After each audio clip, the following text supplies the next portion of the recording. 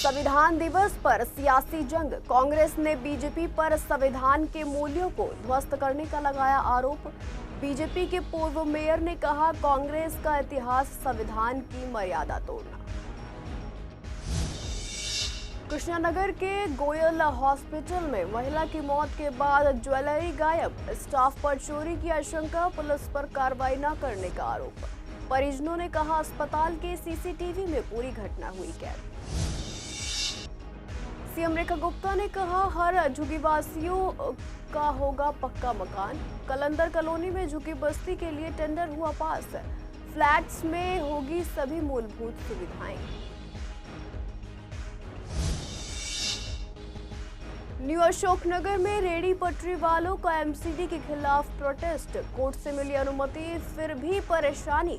Delhi high court से अनुमति मिलने के बावजूद पटरी लगाने से रोका जा रहा है।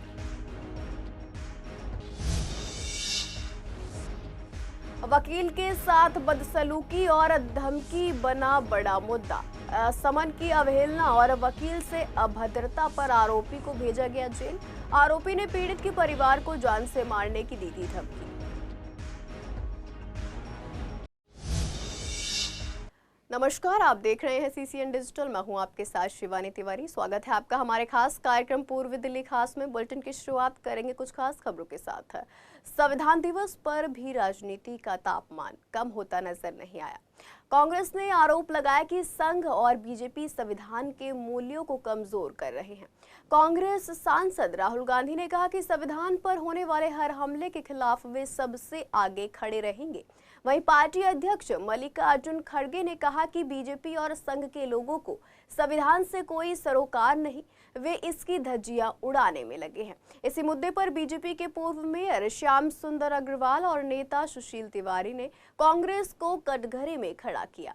उनका कहना है कि कांग्रेस ने ही आपातकाल लगाकर संविधान की मर्यादा को बार बार तोड़ा, संस्थाओं को कमजोर किया और राजनीतिक लाभ के लिए संविधान की व्याख्या बदली। उन्होंने दावा किया कि पीएम नरेंद्र मोदी के नेतृत्व में लोकतंत्र और संविधान दोनों कहीं अधिक मजबूत हुए हैं।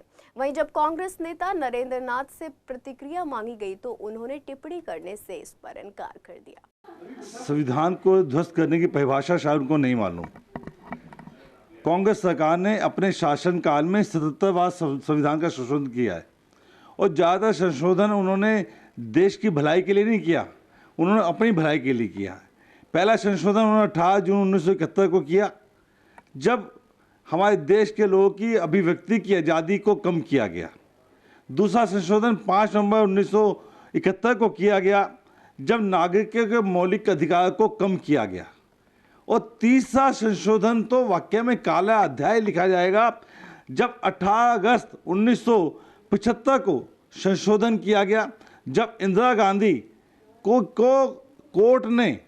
कोर्ट ने उनके चुनाव को निरस्त कर दिया, उनके चुनाव को अमान्य करार दे दिया। तो विशेष संशोधन उन्होंने किया, जिसके अंतर्गत उन्होंने कहा कि प्रधानमंत्री के ऊपर जो भी मुकदमे चल रहे थे वो भी खत्म होने चाहिए, जो आगे किए गए वो भी खत्म होने। ऐसा संशोधन अपने आप को बचाने के लिए, ये होता है संविधान की हत्या करना, संविधान को अपने हिसाब से मोड़ना। जो आरोप लगाया है हमारे कांग्रेस के जो अध्यक्ष हैं, ये इन्होंने गलत आरोप लगाया है।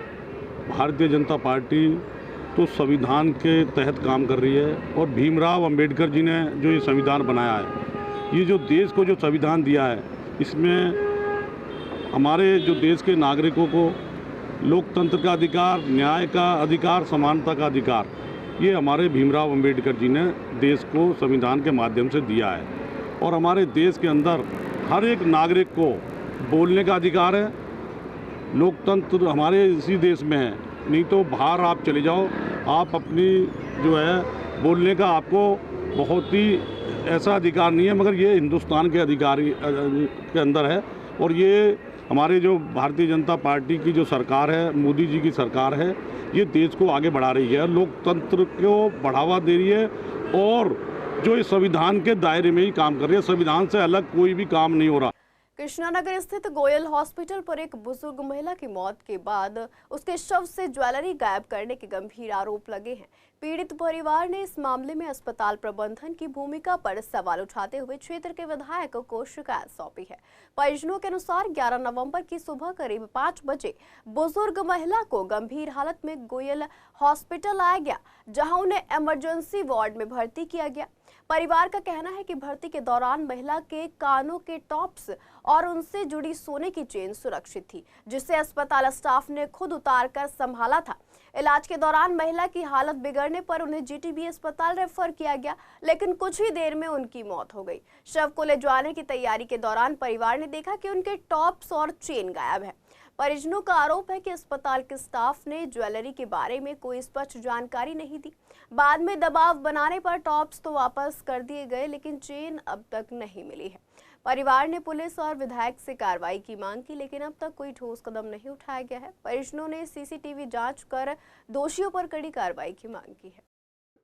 सर 11 तारीख को दिन मंगलवार को मेरी मदर की तबीयत सुबह खराब हुई 5 बजे के आसपास। सर उनको सांस में दिक्कत थी और चेस्ट में भारीपन था, तो मैं उनको मदर को लेके नजदीकी गवर्ल नर्सिंग होम में लेके गया सर। तो वहाँ पे इमरजेंसी में मैंने उनको एडमिट कराया, तो उन्होंने जाते हुए मदर को ऑक्सीजन लगा दिया। ऑक्सीजन लगाने के बाद उनकी ईसीजी वगैरह करी और एक टेस्ट भी किया, उसमें उनकी रिपोर्ट नॉर्मल नहीं आई सर। उन्होंने दूसरे हॉस्पिटल में ले जाने के लिए बोला सर। मैंने एम्बुलेंस को फ़ोन किया, एम्बुलेंस की व्यवस्था हो रही थी, वो एम्बुलेंस आ रही थी, तो उसी दौरान उनको हॉस्पिटल में कार्डियक अरेस्ट आ गया। तो माताजी जो है ना, कान में टॉप्स और कान की जो चैन होती है ना सर, वो पहनी हुई थी। तो वो मेरे से बोल रही थी कि ये ऑक्सीजन की वजह से मेरे को चुभ रहे हैं, तू निकाल दे। मैंने कहा माताजी अभी निकालूंगा, रुक जाओ तुम जरा। तो उसी दौरान उनको कार्डियक अरेस्ट आया 5:40 के आसपास और उनकी डेथ होगी सर। डेथ होने के बाद भाई वगैरह जो आए हुए थे, मैंने उनको बताया कि मम्मी की डेथ होगी। सब अंदर आए तो मैंने उनको देखा उस टाइम, तो उनकी कान में जो टॉप्स थे और चैन थी वो नहीं थी सर। मैंने हॉस्पिटल के स्टाफ से पूछा कि इनकी माताजी की जो टॉप्स हैं और उनकी जो चैन है कान के ऊपर की, वो कहाँ पे है?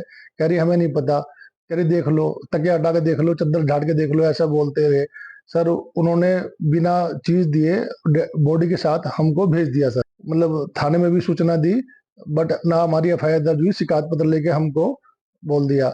और हॉस्पिटल के स्तर से सर हमें केवल टॉप्स और बाली मिली है, बिना चैन नहीं मिली। जो स्वीपर होती है सर उसने चुराई है।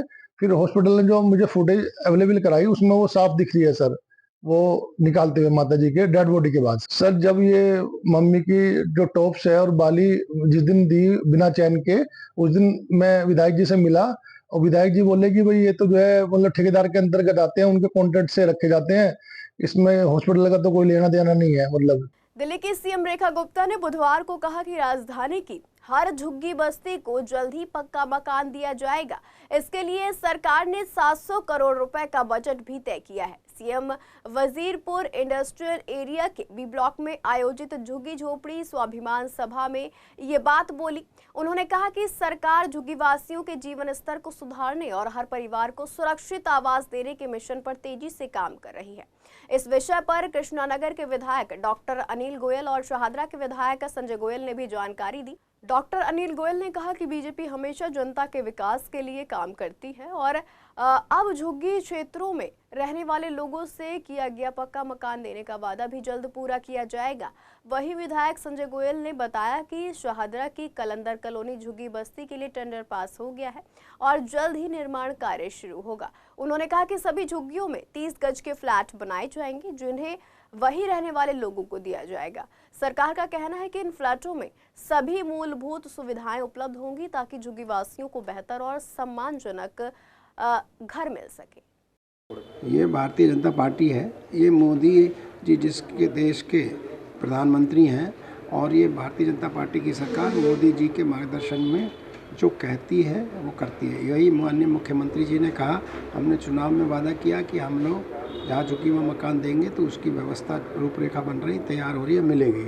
ऐसे 2500 रुपये ज़रूरतमंद महिलाओं को जो मिलने हैं उसकी रूपरेखा तैयार हो रही, मिलेंगे। इसी तरह से सिलेंडर्स का कहा, होली दिवाली मिलेंगे। हमने कहा था कि छठ यमुना किनारे होगी, तो वो हुई नहीं। हमने कहा था कि जो विरासत भी होगी और विकास भी होगा। तो जिस तेज़ी से ये चल रहा है, आप देखिए, इसमें हवा का भी देखिए, आज कितना जो ग्रैप था 3 वो हट के कंस्ट्रक्शन फिर शुरू हो गया, क्योंकि वहाँ पर करीब 50 पॉइंट नीचे आ गया है AQI, 300 के आसपास पहुँच गया, जो पहले पिछले साल इन्हीं दिनों 400 के ऊपर रहता था।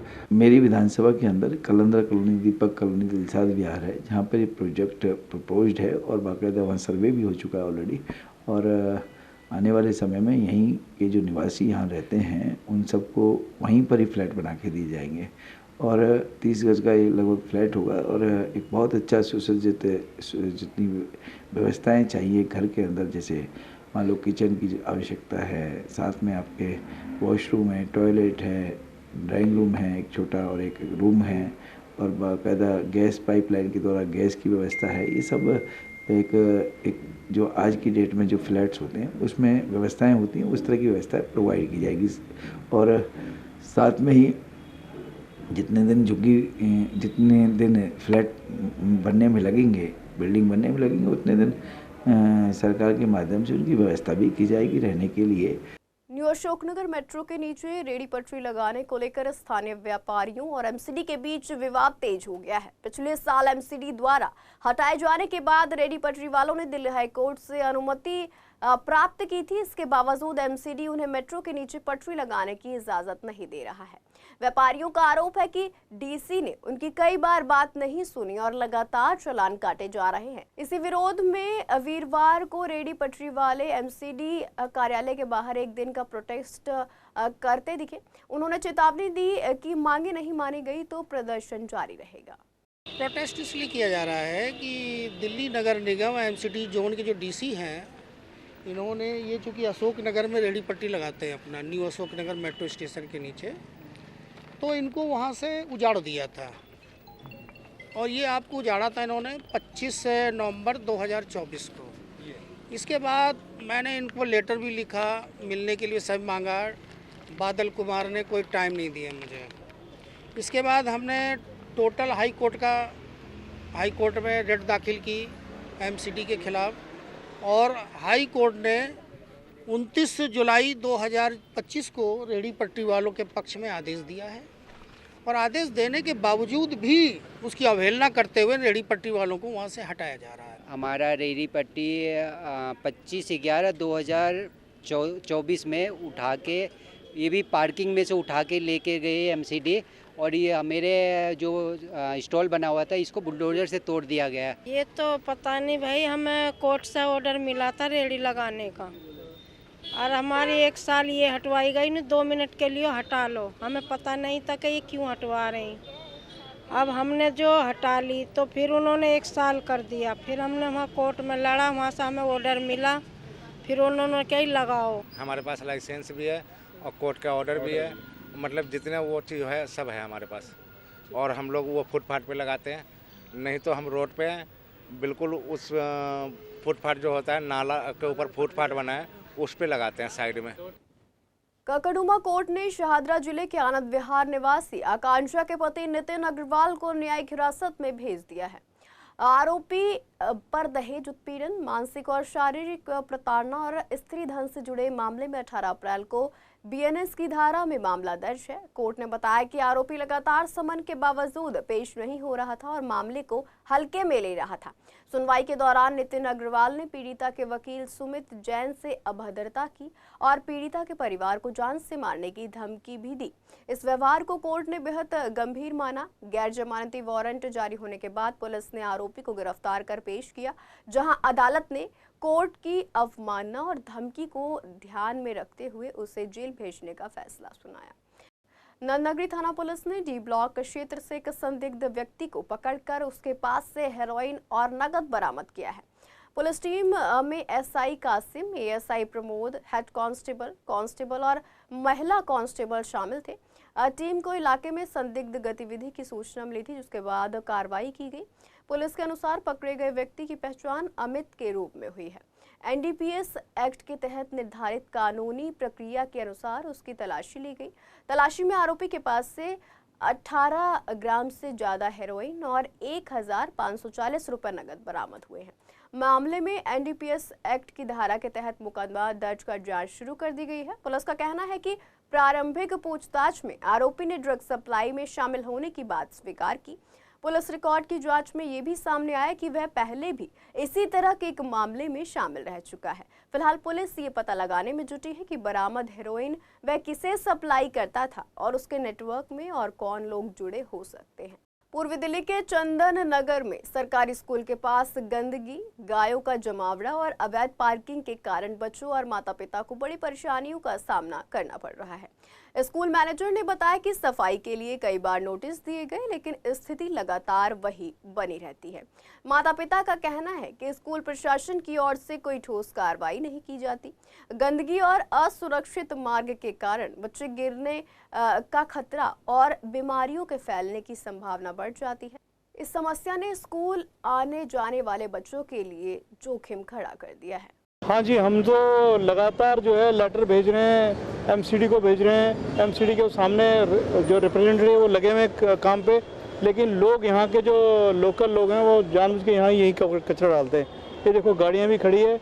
हमने कई बार हमने उनको बता दिया, कई बार उनको बताया है कि भाई ये जो है यहाँ पे गाड़ी नहीं खड़ी होनी। नेताजी भी एक बार आए थे, हमारे गोयल जी, उन्होंने यहाँ से बोला था, लेकिन फिर भी लोग जो है मानते नहीं है। देखो गाड़ियाँ खड़ी है और ये जो सामने जो है कचरा तो रेगुलरली, मैं जो मॉर्निंग में देखा जाए तो ये स्कूल है और बच्चों के आसपास का माहौल ऐसा बिल्कुल उनका पढ़ने में ध्यान लगे और बिल्कुल इससे हम बीमारियां पैदा करने वाला माहौल। बिल्कुल आप सही कह रही हैं, ये बीमारियां, हम तो इससे बहुत परेशान है।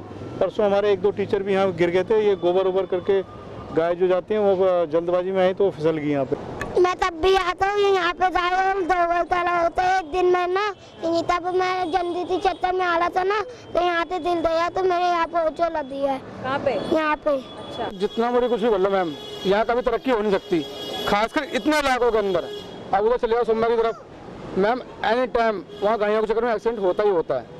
यहाँ बच्चे आते हैं पढ़ने के लिए, स्कूल में आते हैं मैम, ये गायें ऐसी होती हैं यहाँ पे पूरा मजा लगा के बैठी होती हैं। चौकी काट दिए वो आते हैं, गायें हटाते रहते हैं, मगर गायें हटती कहाँ, सारा गंद भाई पड़ा रहता है यहाँ पर। बच्चों की जान का खतरा बना रहता है। बिल्कुल बना रहता है सर, हमें खुद डर लगता है। बच्चों को छोड़ने में भी सब खुद लेने आते हैं हम लोग। आपके सामने कितनी बार सफाई हो चुकी है? मैम मुश्किल 2 से 3 बार, जब तक ये गाड़ी हटेगी मैम कुछ भी बोलो, सफाई हो ही नहीं सकती यहाँ पर। अब परेशानी क्या, बच्चों को छोड़ के आते, लेके चले आते, और क्या करें। स्कूल वालों ने कंप्लेन करी है? स्कूल वालों ने कंप्लेन कोई नहीं, अभी कोई सुनवाई नहीं है। जो यहाँ के विधायक है, जो यहाँ के निगम पार्षद, सभी कोई सुनवाई नहीं है, तो आदमी क्या करे। गंदगी तो बराबर चलती रहती है, यहाँ गाय रहती है, गाय की वजह बंदी रहती है, ये तो बराबर रहती है हमेशा। ऐसा ना, जो ऑफिस वगैरह जाते हैं, सुबह रोटी लाते हैं, कचरा वगैरह होता है, गाय को डालते हैं, उसकी वजह से नहीं, अभी तो कोई नहीं लिया। ऐसे तो कोई बीच में करते हैं, फिर बस ही हाल हो जाता है दोबारा। ये तो हमेशा देखा है हमने, 3-4 साल हो गई पढ़ रहे बच्चे। गंदगी है, सफा क्या होता है, यहाँ थोड़ा बहुत कर देते हैं, आने में भी दिक्कत होती है बहुत ज़्यादा। नहीं आती है, गाड़ी आती रहती है, लेकिन उसके बाद में फिर गाय आ जाती है। ट्रैफिक गाड़ी भी खड़ी रहती है तमाम से, आने जाने में हाँ बहुत ज़्यादा दिक्कत होती है। दिल्ली के ईस्ट डिस्ट्रिक्ट की स्पेशल स्टाफ टीम ने महिलाओं को निशाना बनाकर बैग और मोबाइल झपटमारी करने वाले 2 सक्रिय स्नैचर कम ऑटो लिफ्टर को गिरफ्तार कर लिया है। पुलिस ने इस कार्रवाई के दौरान चोरी की 4 और 2 पहिया गाड़ियां और छीने गए मोबाइल फोन भी बरामद किए हैं। ये कार्रवाई 20 नवंबर को मधुविहार इलाके में दिन दहाड़े हुई बैग स्नैचिंग की वारदात के बाद शुरू की गई थी। पुलिस ने घटना के तुरंत बाद करीब 12 किलोमीटर लंबी सीसीटीवी ट्रेल खंगालकर दोनों संदिग्धों की पहचान की। आरोपी चोरी की स्कूटी पर घूमते दिखे, जो उसी दिन शकरपुर क्षेत्र से चोरी हुई थी। पुलिस ने स्पेशल इंटेलिजेंस के आधार पर उत्सव ग्राउंड मधुविहार के पास से शिव कुमार उर्फ शिब्बू और मुबारक को दबोच लिया। दोनों एक बार फिर किसी नए टारगेट की तलाश में थे। पूछताछ में आरोपियों ने कई स्नैचिंग वारदातों का खुलासा किया। पुलिस के अनुसार आरोपी विशेष रूप से महिलाओं और मोबाइल फोन लेकर पैदल चल रहे लोगों को टारगेट बनाते थे। वे चोरी की गाड़ियां इस्तेमाल करते हुए लगातार रूट बदलते थे और जरूरत पड़ने पर हथियार भी रखते थे। स्पेशल स्टाफ अब इनके बाकी साथियों और चोरी के सामान की बिक्री नेटवर्क की तलाश में जुटी है। पूर्वी दिल्ली के गांधीनगर विधानसभा क्षेत्र के कांतिनगर में नालियों और गलियों के पुनः निर्माण कार्य को लेकर स्थानीय निवासी नाराज हैं। विधायक अरविंदर सिंह लवली द्वारा घोषित इस योजना के तहत नालियों को तोड़कर दोबारा बनाने की बात कही गई थी। हालांकि मौके पर पहुंचे सीसीएन की टीम ने पाया कि नालियों को पूरी तरह तोड़ने के बजाय सिर्फ किनारों पर ईंटें लगाकर और मलबा डालकर औपचारिक रूप से काम किया जा रहा है। स्थानीय लोगों का कहना है कि ये नालियां लगभग 15 से 16 साल पहले बनाई गई थी और अब इनका पुनः निर्माण होना चाहिए था, लेकिन ठेकेदार द्वारा हल्के और कमजोर मटेरियल का इस्तेमाल कर सिर्फ ऊपरी सतह पर काम किया जा रहा है, जिसका भविष्य में कोई लाभ नहीं मिलेगा। लोगों का आरोप है कि प्रशासन कागजों में विकास दिखाता है पर असल काम अधूरा छोड़ दिया जाता है, जिसका नुकसान आम जनता को झेलना पड़ता है। नालियाँ तो नहीं बनवा रहे हो, कोई ईंट का, बाकी सड़क वैसा बन रही है। अच्छा, क्या आप जो काम हो रहा है उससे संतुष्ट है? अभी तो हुआ ही नहीं, तो कैसा काम हुआ ही नहीं है। अब मेरा घर तो और भी नीचा हो जाएगा, तो कितनी दिक्कतें आएंगी? बहुत दिक्कत आएगी, मुझे तो सबसे ज्यादा आएगी। गली में सबसे नीचे मकान मेरा है, बल्कि ये तो थोड़ी खुरच के बननी चाहिए थी, इसमें मलबा ही नहीं पड़ना चाहिए था। दोबारा तोड़ के तो नहीं बननी है, बस खाली ऐसी एक एक दो दो ईंटें लगाई जा रही हैं। कितनी दिक्कतें आएंगी इससे? बहुत दिक्कतें आएंगी, नाली भर जाया करेगी बारिशों में। ऐसे ही बना रहे हैं, बस एक एक ईंट लगा रहे हैं, चार ऊंची कर रहे हैं थोड़ी सी। दिक्कत क्या आएंगी, कूड़ा इकट्ठा होगा, पानी भरा रहेगा, और क्या नाली गहरी हो रही, नाली और ऊंची करनी चाहिए थी। नालियाँ वही दीवार बना दी गई, तोड़ के नहीं बनाई गई, उन्हीं में रद्दा लगा दिया, वही टिप टाप करके चले जाएंगे और क्या होगा। बहुत सारी दिक्कतें हैं, दुनिया भर का पानी है, जाएगा न्यू में जाएगा। जब बनेगी नहीं नाली, जब दोनों तरफ से नहीं बनेगी तो फायदा क्या है। पूर्वी दिल्ली में स्ट्रीट क्राइम रोकने के लिए चल रहे अभियान के तहत पांडव नगर पुलिस स्टेशन की टीम ने गश्त के दौरान एक युवक को गिरफ्तार किया है। ये कार्रवाई उस समय हुई जब हेड कांस्टेबल और कांस्टेबल की पेट्रोलिंग टीम 25 नवंबर को संजय झील के पास सुलभ शौचालय क्षेत्र में रूटीन चेकिंग कर रही थी। इस दौरान पुलिस ने एक युवक को संदिग्ध हरकत करते देखा। वह घबराया हुआ था और पुलिस को देखकर बचने की कोशिश कर रहा था। रोककर पूछताछ करने पर उसने अपना नाम इमरान बताया। इलाके में होने का कोई सही कारण वह नहीं बता सका। पुलिस ने उसकी तलाशी ली तो उसके पास से एक गैर कानूनी बटन वाला चाकू मिला। इसके बाद पांडव नगर थाने में आर्म्स एक्ट की धाराओं के तहत FIR दर्ज कर उसे गिरफ्तार कर लिया गया। पुलिस जांच में पता चला कि आरोपी पहले भी लूट के एक मामले में शामिल रहा है। पुलिस अब ये जांच कर रही है वह कहीं किसी और आपराधिक गतिविधि में शामिल तो नहीं था। पूर्वी दिल्ली में गैर कानूनी हथियारों के खिलाफ चल रही कार्रवाई के तहत मंडावली थाना पुलिस ने 2 युवकों को देसी पिस्टल और एक जिंदा कारतूस के साथ गिरफ्तार किया है। पुलिस को सूचना मिली थी कि नरवाना रोड स्थित आदित्य पार्क के पास 2 लोग अवैध हथियार लेकर घूम रहे हैं। सूचना पर तुरंत प्रतिक्रिया देते हुए SI अंकित कांस्टेबल की टीम मौके पर पहुंची। SHO मंडावली और ACP मयूर विहार की निगरानी में काम कर रही टीम ने दोनों संदिग्धों को हिरासत में लिया। तलाशी के दौरान उनके पास से एक देसी कट्टा और एक जिंदा कारतूस मिला। आरोपियों की पहचान अज्जू सरकार और प्रदीप दास के रूप में हुई। दोनों से हथियार के सोर्स और संभावित योजना के बारे में पूछताछ की गई। पुलिस का मानना है कि समय रहते की गई कार्रवाई से एक संभावित हिंसक घटना को रोका जा सका।